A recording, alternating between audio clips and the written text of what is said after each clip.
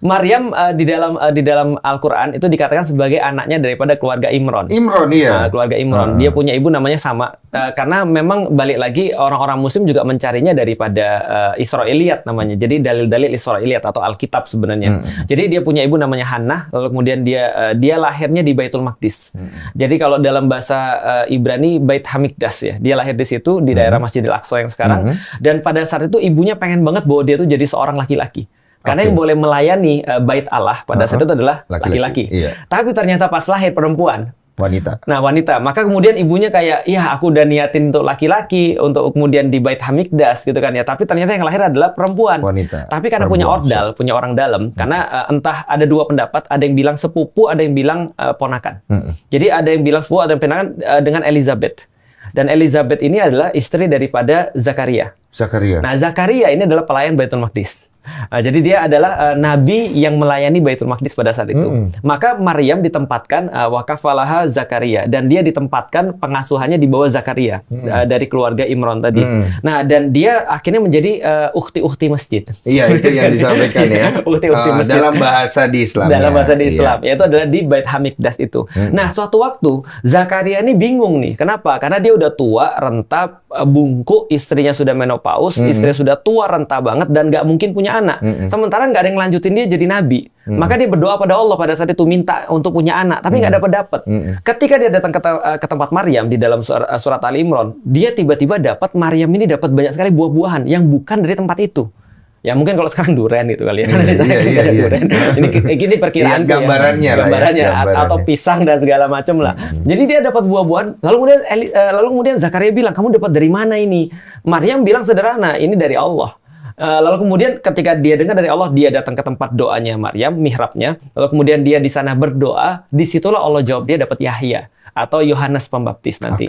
Nah, jadi ketika dia dapat Yahya ini duluan lahir daripada Yesus, akhirnya Isa. Jadi ketika dia berdoa di mihrabnya Maryam, dia dapat Yahya langsung dijawab. Nah, kemudian dia nanya, aku dapat anak, nggak mungkin. Bayangin, ini ada nabi minta-minta sendiri, tapi ragu-ragu sendiri ketika dijawab gitu kan ya. Dia masih manusia. Masih manusia. Ini membuktikan bahwa dia masih manusia. Nah, ketika itu Allah bilang, sama aku pikir cerita di dalam Alkitab, Allah bilang bahwa kamu tidak akan bisa ngomong 3 hari. Kecuali dengan isyarat. Nah, lalu kemudian benar dia nggak bisa ngomong 3 hari. Setelah itu terus kemudian istrinya mengandung. Nah, ketika istri mengandung, diberikanlah nama Yahya atau Yohanes yang nanti akan membaptis Yesus. Nah, setelah kasus itu baru Maryam disamperin sama malaikat Jibril. Nah, malaikat Jibril bilang, kamu akan mengandung. Maryam bilang, aku nggak punya siapa-siapa, aku nggak pernah digauli siapapun, bahkan dekat aja tidak. Bagaimana aku bisa hamil? Lalu kemudian Jibril bilang, kamu sudah ditentukan kamu hamil. Lantas tiba-tiba dia hamil, menurut pendapat para ulama 1 malam aja. 1 malam tiba-tiba langsung jadi besar. Langsung besar. Nah, bayangin ukhti-ukhti masjid yang nggak pernah disentuh siapapun, tiba-tiba hamil. Itu omongan sekampung tuh. Pasti. Itu logikanya udah pasti kan. Nah, setelah itu dia pergi. Nah, ini bedanya nih. Ini bedanya. Dia pergi ke kebun kurma. Dia pergi ke kebun kurma. Dia minta kepada Allah dengan kata-kata begini. Lebih baik aku mati aja daripada aku hidup, lalu kemudian aku dicaci maki sama orang, lebih baik aku tidak dilupakan. Lalu kemudian Allah bilang pada dia, tenang, kami sudah nyiapin semua solusinya, kamu tinggal lahirin aja, goyang pangkal pohon kurma itu, lalu kemudian kamu akan mendapatkan kurma yang masak. Lahirlah Yesus di situ. Di kebun kurma itu. Lalu kemudian ketika lahir, Yesus menurut digendong sama dia di kain lampin, dibawa tempat orang-orang Yahudi seperti biasa, langsung dan biasa complaining, ngebullying dan segala macam. Wah, dasar pelacur segala macam.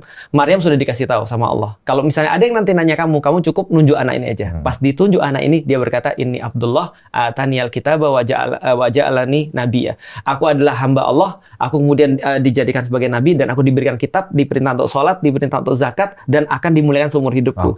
Dan kemudian dia berkata begitu, akulah jalan kebenaran dan hidup. Gue langsung nengok ke sini, bro. Kristen, bro. Enggak dong. Udah pernah.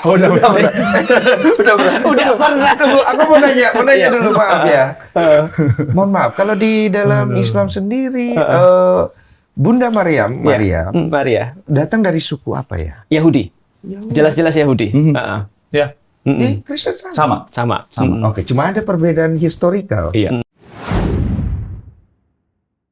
secara silsilah keluarga tadi ada berbeda. Ada perbedaan. Memang, orang tuanya berbeda. Kemudian kalau tadi dia saudara langsung dengan Yohanes Pembaptis, kalau di sini artinya perbedaannya adalah mamanya berbeda. Artinya kalau si Yohanes Pembaptis mamanya adalah Elizabeth. Sedangkan kalau Tuhan Yesus, itu tadi mamanya adalah Maria. Dan betul sama seperti apa yang Ustadz bilang tadi, bahwa tidak bersetubuh karena dia dalam keadaan perawan, kemudian dia lahir dari Roh Kudus, dan akhirnya itu tadi kisah bersama, kita tahu bersama kisahnya di mana banyak drama-drama Natal, di mana lahirnya di kandang yang hina, di Bethlehem, rumah roti, dan memang ini adalah bagian dari nubuatan. Jadi memang tempat lahirnya aja yang berbeda. Oke, pertanyaannya apakah itu masuk dalam sebuah penggambaran juga nggak sih? Penggambaran apa maksudnya? Maksudnya kan ketika Yesus lahir di kandang Bethlehem, di kandang domba ya, kan itu kan yang saya tangkap itu adalah sebuah gambaran. Tapi pertanyaannya, siapa yang bisa memastikan 100% bahwa beliau itu memang lahir di situ kan? Kan kita kan semua tidak ada yang bisa bersaksi di sini. Itu kan dicatatkan hanya dalam sejarah. Karena kan aku melihat di dalam dua kitab ini banyak penggambaran. Dan penggambaran ini mau diimanin plek-plek mentah-mentah, boleh. Mau diambil hikmatnya, boleh. Karena yang aku tahu di dalam Injil, hikmat itu berdiri tegak lurus di atas apapun itu. Luar biasa, Pak Pendeta. Yang saya tahu, Jadi soalnya kalau kita buka Bible, itu dikasih tahu, berdoalah dulu dan mintalah hikmat Allah. Iya. Betul kan? Amin. Jadi kalau misalnya kau buka itu, jadi berdoa minta hikmat Allah. Yang karena gini loh, saya dulu pernah baca Bible ya. Kalau dulu pernah dulu. Santai. Langsung ke trigger. Saudara dingin. Santai. Saya nggak puasa. Santai. Jadi waktu saya buka dulu. Saya baca-baca, saya nggak ngerti. Oke. Karena kan ketika kita baca begitu kan yang kita tangkap hanya sebatas logika saja. Betul. Gitu. Tapi setelah saya punya perjalanan dengan spiritual saya sendiri waktu itu, saya kemudian diarahkan dengan sebuah suara di dalam hati saya. Saya membuka Bible dan saya membuka Al-Quran ya. Saat itu tidak bersamaan ya, takutnya nanti saling mengganggu ya. Masing-masing gitu. Saya buka Alkitab dulu gitu, saya baca gitu. Kok saya ngerti? Saya anggap apa karena hikmat ya? Oke. Kemudian saya buka Al-Quran, saya baca. Loh kok saya paham ya? Apa karena hikmat ya? Nah pertanyaannya adalah kalau ditangkap tidak dengan hikmat akan terjadi benar salah.